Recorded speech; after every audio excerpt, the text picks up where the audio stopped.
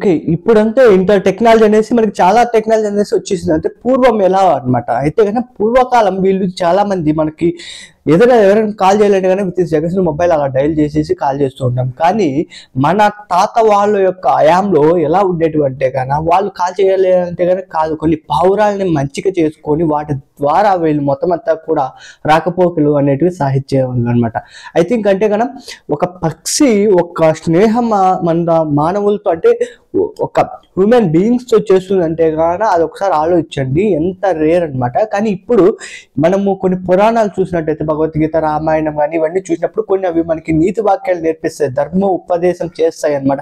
ఎలాంటి ధర్మం మనం పాటించాలి, ఎలాంటి సత్యం మనం వైపు నడవాలి అనేటివి మొత్తం అన్ని కూడా వాటిలో ఉంటాయి అనమాట. రామాయణ, మహాభారతం ఇవన్నీ కూడా వాళ్ళు మన భూమిపైకి వచ్చి వాళ్ళు పాటించి మనకి ఇలా జరుగుతుంది కలికాలం, కలియుగం మొత్తం అంతా కూడా అనేసి వాళ్ళు చెప్పి పోయారనమాట. అదే విధంగా ఇప్పుడు జరుగుతూనే ఉంది. కానీ అప్పుడు చాలా మంది కూడా మన ఇంట్లో పెద్దవాళ్ళు ఉంటారు అనమాట. అంటే మన వాళ్ళ నాన్న వాళ్ళు ఉంటారు, తాత వాళ్ళు అంటారు అనమాట.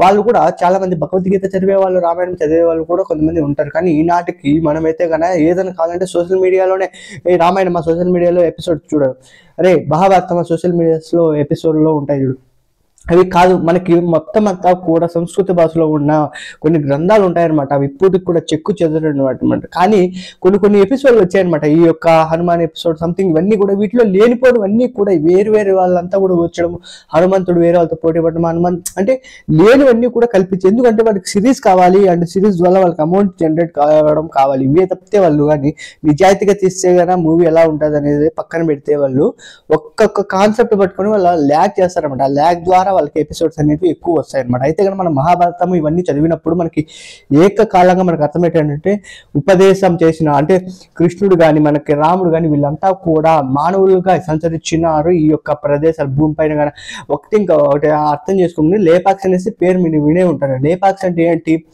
అంటే సీతాదేవిని అపహరించుకొని వెళ్తున్నప్పుడు రామదాసుడు ఆ యొక్క జటాయువు అడ్డపడినప్పుడు ఆ యొక్క జటాయువు యొక్క రెక్కను నరికినప్పుడు అది ఎత్తుకొని వచ్చి డైరెక్ట్ ఆ యొక్క గ్రద్ద వచ్చేసి మనకి లేపాక్షిలో పడింది. అప్పుడు శ్రీరాముడు వెళ్ళేసి లేపాక్షి అంటే కన్నా అప్పటి నుంచి లేపాక్షి అనేసి పేరు వచ్చిందని. ఓకే, లేపాక్షి ఉంది. అయితే కన్నా లంక ఎక్కడుంది, శ్రీలంక ఎక్కడుంది అంటే ఇక్కడి నుంచి అతను డైరెక్ట్ కూడా నడక ప్రయాణం చేసుకుని అంటే ఇక్కడంతా కూడా అతను మళ్ళీ అంటే తిరిగిన ప్రదేశాలు మొత్తం. అంటే ఒకటి ఆలోచించండి, మనం ఈ నుంచి 100 కిలోమీటర్స్ వెళ్ళాలంటే ఎన్ని అవర్స్ పడుతుంది టైమింగ్ మనం పక్కన పెడితే. ఇంకా వాళ్ళు దేవుళ్ళు కాబట్టి ఇక్కడి నుంచి అక్కడికి వెళ్తున్నారు అంటే కనుక వాళ్ళకి కొన్ని అతీతమైన శక్తులు ఉండేవి అనమాట. మనము కొన్ని మహర్షి పేర్లు వింటాం, వాల్మీకి మహర్షి, థింక్ ఇలాంటి మహర్షి పేర్లు అనమాట. అంటే కొంత పవర్ఫుల్ గాడ్స్ కూడా ఉన్నారనమాట. అలా తర్వాత పరశురాముడు ఇలా చాలా మంది వచ్చారు. అయితే వీటి గురించి మనము ఎవరో చెప్తేనే మూవీస్ చూస్తేనే కాదు అర్థమైంది, మనమంటూ ఒక పుస్తకం కానీ చదివితేనే అర్థమవుతుంది. సోషల్ మీడియాలో ఎవరు కూడా నిజాయితీగా పెట్టే వాళ్ళు అయితే కనుక రేర్గా ఉన్నారనమాట. అంటే ఉన్నది ఉన్నట్టు చెప్పాలి, ఉన్నది ఉన్నట్టు చూపించాలి అంటే కనుక చాలా కష్టం అనమాట. మీరు తెలుసుకోవాలంటే ఏకకాలంగా తెలుసుకోవాలంటే మీరు రామాయణం కానీ మహాభారతం కానీ ప్రతి ఒక్కరు కూడా ఒక బుక్ అనేటివి మనకి అవైలబుల్గా ఉంటాయి. అవి తీసుకొని చదివితే తప్పితే మనకి ఏం అర్థం కామంటే ఏ టాపిక్ మీకు ఇప్పుడు ప్రజెంట్ జనరేషన్లో ఏది కావాలన్నా social media Facebook, Instagram, Twitter ఏదైనా తీసుకోండి, వాటిని నిజాయితీగా పెట్టిన వాళ్ళైతే కనుక తక్కువ మంది ఉంటారు. వీటి గురించి అంటే మనకి ఈ కాలంలో ఏం కావాలంటే కనుక ఒక ఉపదేశం అంటే నీతి ఇవన్నీ కూడా ఎక్కడి నుంచి వచ్చాయి, ఎక్కడి నుంచి పుట్టుకొని వచ్చాయి అనేటివి మొత్తం అంతా కూడా మనకి మహాభారతంలో అర్థమవుతారు. రామాయణం అంటే ఏంటి అంటే తండ్రికి ఇచ్చిన మాట కోసం ఏక మాట మీద నిలబడే వ్యక్తి ఎవరంటే మన రాముడు అనేసి కూడా అందరికీ తెలుసు. అండ్ తండ్రి మాట జవదాటకుండా అరణ్యం చేశాడు. ఐ థింక్ ఇంకా అలాగే సీతాదేవి అంటది, నా పతి ఎవరు వైపు కూడా చూడరు అనేది నిజాయితీ. అంటే కన్నా ఒక హస్బెండ్ వైఫ్ ఎలా ఉండాలో అక్కడ మనకి తెలియజెప్తారు అనమాట. అయితే వాళ్ళు పోను ఇప్పుడు మన కలియుగంలో ఉన్నది వెంకటేశ్వర స్వామి అనమాట.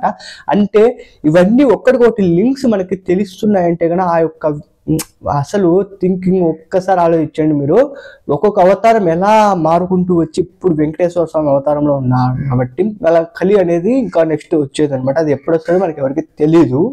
అయితే ఇప్పటి వరకు ఉన్నది అయితే కనుక మనకి మహాభారతం, రామాయణం మన భారతదేశ ప్రజలు చేసుకున్న ఆ యొక్క అదృష్టముగా భావించాలో లేకపోతే గాన మనం పొందిన ఒక వరంలాగా భావించాలో తెలియదు, కానీ మనకింత మంచి గ్రంథాలు వాళ్ళు ఇచ్చి మనకి ఇక ఉపదేశాలు చేసి వాళ్ళు వెళ్ళాడు. శ్రీకృష్ణుడు కానీ మొత్తం ఆ ద్వారక కానీ సముద్రంలో మునగడం కానీ, అరే ఒక్కటి కాదు చెప్పుకుంటూ పోతే మనకి సోషల్ మీడియా ప్లాట్ఫామ్ లేనప్పుడు ప్రతి ఒక్కరూ కూడా వాళ్ళ తాత దగ్గర వినేవాళ్ళు కథలు. మీరు కూడా వినే ఉంటారు. థింక్ చందమామ కథలు వినింటారు, చందమామ కథలు వినింటారు. ఐ థింక్ మొత్తం చిన్న చిన్న కథలు మొత్తం. కానీ ఇప్పుడు ఒక్కరికొకరు మాటలు లేవు, ఫోన్స్ మొబైల్స్. ఒకసారి గీత యొక్క సారాంశాన్ని తెలియజేయడానికి మీ యొక్క పెద్దల నుంచి ఒక చిన్న మాట నేర్చుకోండి. అక్కడి నుంచి మీ యొక్క మార్పు మొదలవుతుంది అనమాట. ఎట్టి ఆడంకులు వచ్చినా, ఏమేమి వచ్చినా, ఎట్టెంటివి ఏమి నీ నెత్తిని పడినా కూడా మీరు మటుకు గీత వైపే నడుస్తారు, మీరు ధర్మం వైపే నడుస్తారు. ధర్మం వైపు నడిచేవాడు ఎప్పటికైనా ఏదో ఒక రోజు సక్సెస్ అనేది సాధిస్తాడు. ఇది ఎందుకు చెప్తున్నానంటే అంతరించిపోతున్న